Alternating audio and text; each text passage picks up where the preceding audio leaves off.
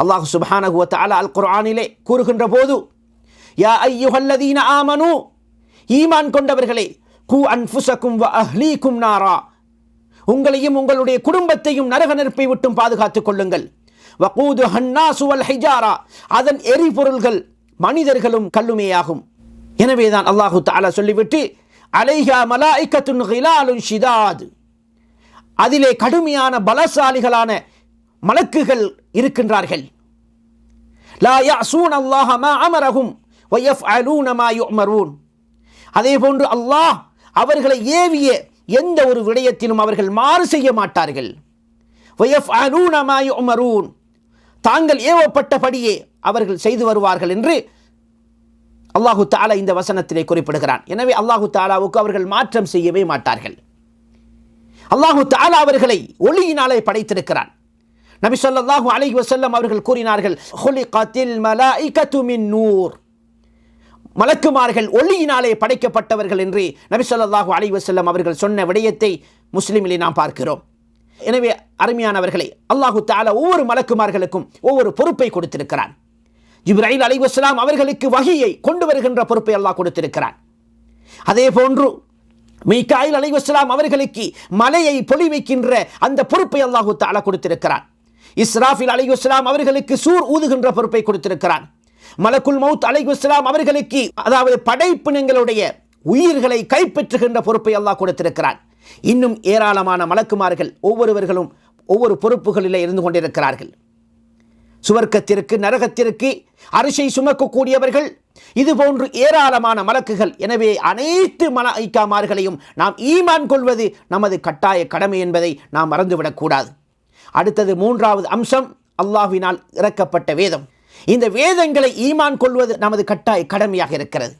குர்ஆன் இருக்கிறது, தௌராத் இருக்கின்றது, இஞ்சில் இருக்கின்றது, ஜபூர் இருக்கின்றது. எனவே இந்த 4 வேதங்களும் இறைவனால் இறக்கி வைக்கப்பட்ட வேதம் என்பதை நாம் ஒவ்வொருவர்களும் ஈமான் கொள்வது நமது கட்டாய கடமை. எனவே இறுதியாக அல்லாஹு தஆலா எமக்கு அல் குர்ஆனை தந்திருக்கின்றான். இப்பொழுது அல் குர்ஆன் எமக்கு இருந்து கொண்டிருக்கிறது.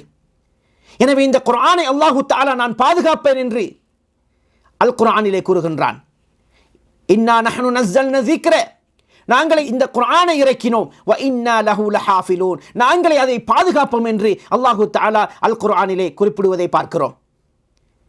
எனவே அல்லாஹுடைய வேதங்களை ஈமான் கொள்வது கட்டாயம். அடுத்ததாக நபிமார்களை ஈமான் கொள்வது. எனவே நபிமார்களை ஈமான் கொள்வது என்பது இந்த உலகத்திற்கு அல்லாஹுவினால் அனுப்பப்பட்ட அனைத்து நபிமார்களையும் ஈமான் கொள்வது நமது கட்டாய கடமை. அல்லாஹு தஆலா அல் குர்ஆனிலே 25 நபிமார்களை குறிப்பிடுகிறான். 25 நபிமார்களை அல்லாஹு தஆலா குறிப்பிடுகின்றதை பார்க்கிறோம். எனவேதான் 25 நபிமார்களை ஈமான் கொள்வதோடு குர்ஆனிலே குறிப்பிடப்படாத ஏனைய நபிமார்களையும் நாம் ஈமான் கொள்வது நமது கட்டாய கடமை. அல்லாஹு தஆலா ஒவ்வொரு சமூகத்திற்கும் ஒவ்வொரு நபியை அனுப்பியிருக்கிறான். அவர்களுடைய சமூகத்திற்கு சென்று அவர்கள் அல்லாஹுவை வணங்குங்கள், வேறு எதையும் வணங்காதீர்கள், அல்லாஹ் தான் படைத்தவன், பரிபாலிப்பவன், வணங்குவதற்கு தகுதியானவன் என்று அவர்களுடைய சமூகத்திற்கு சொன்ன வரலாற்றை அல் குர்ஆன் நமக்கு தெளிவாக சொல்லுகிறது. வலகத் பஅஸ்னா ஃபீ குல்லி உம்மத்தின் ரசூலா, ஒவ்வொரு கூட்டத்திற்கும் நாம் ரசூலை அனுப்பியிருக்கின்றோம்.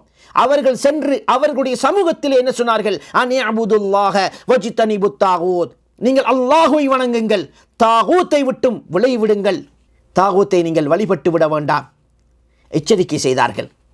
எனவே அருமையான இஸ்லாமிய சகோதரர்களே, எனவே இந்த நபிமார்களை, குர்ஆனில் கூறப்பட்டவர்கள், குர்ஆனிலே கூறப்படாத நபிமார்கள் அனைவர்களையும் ஈமான் கொள்வது நமது கட்டாய கடமை. 5வது அம்சம் மறுமையுடைய அந்த நாள். எனவே மறுமையை ஈமான் கொள்வது நமது கட்டாய கடமை. மறுமை ஒன்று இருக்கின்றது, நிச்சயமாக அதில் எந்த சந்தேகமும் கிடையாது. நிச்சயமாக மறுமை ஒன்று ஏற்படும், அதிலே எல்லோரும் ஒன்று திரட்டப்படுவார்கள்.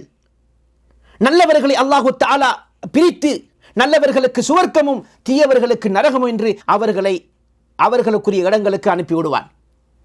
எனவே சகோதரர்களே, இது நிச்சயமாக நடைபெறும், அதில் எந்த சந்தேகமும் இல்லை. அல்லாஹ் குர்ஆனில் எமக்கு குறிப்பிடுகின்றான், குலில்லாஹ், நபியே கூறுங்கள், அல்லாஹ் தான் யுஹீக்கும், உங்களை உயிர்ப்பிக்க செய்யக்கூடியவன், சும்ம யுமீத்துக்கும், உங்களை மரணிக்க செய்யக்கூடியவன், சும்ம யஜ்மஉக்கும் இலா யௌமில் கியாமா, அவன் உங்களை மறுமையிலே ஒன்று திரட்டக்கூடியவனும் அவன்தான்.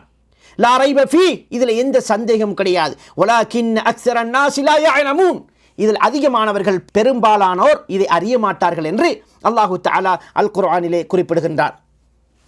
எனவே அருமையான இஸ்லாமிய சகோதர சகோதரிகளே, எனவே இந்த மறுமையை நாம் ஈமான் கொள்வது நமது கட்டாய கடமையாக இருந்து கொண்டிருக்கிறது. அதே போன்று 6வது அம்சமாக விதியை நம்புவது.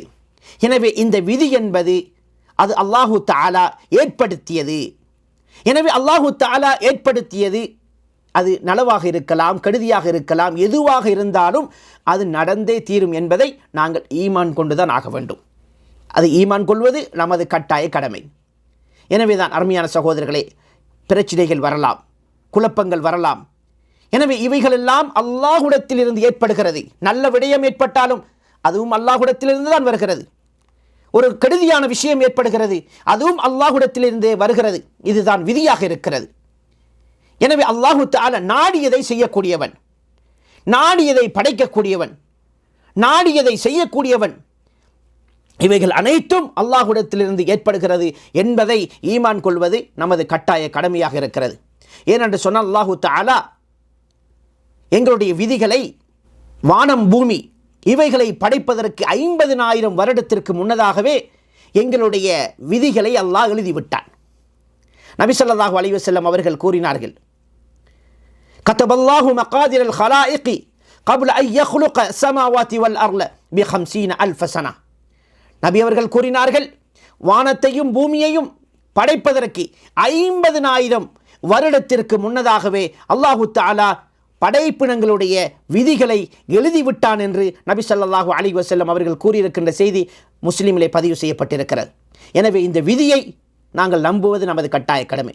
எனவே மேற்கூறிய 6 விடயங்களையும் நாம் சரியான முறையிலே, எந்த ஒரு சந்தேகமுமின்றி உறுதியான முறையிலே நம்பி நாம் இந்த உலகத்திலே அல்லாஹுக்கு பயந்து அல்லாஹுடைய கட்டளைகளை நாம் சரியான முறையிலே நிறைவேற்றி அவனுக்கு விருப்பமானவர்களாக இந்த உலகத்திலே நாம் வாழ்ந்து மரணிப்போமாக இருந்தால் நிச்சயமாக அல்லாஹ் சுப்ஹானஹு வ தஆலா எங்களுக்கு மேலான சுவனபதியை அங்கே வைத்திருக்கிறான். எனவே அல்லாஹு தஆலா நம் அனைவர்களுக்கும் ஈமானை நல்ல முறையிலே உறுதியாக்கி, ஈமானுடைய கடமைகளை சரியான முறையிலே விளங்கி அதன் பிரகாரம் அமல் செய்து அல்லாஹுடைய பொருத்தத்தை அடைந்து கொள்வதற்கு வல்ல அல்லாஹ் நம் அனைவர்களுக்கும் அருள் செய்வானாக. வ ஆகிரு தாவானா அனில் ஹம்துலில்லாஹி ரப்பில் ஆலமீன். வஸ்ஸலாமு அலைக்கும் வரஹ்மத்துல்லாஹி வபரகாத்துஹு.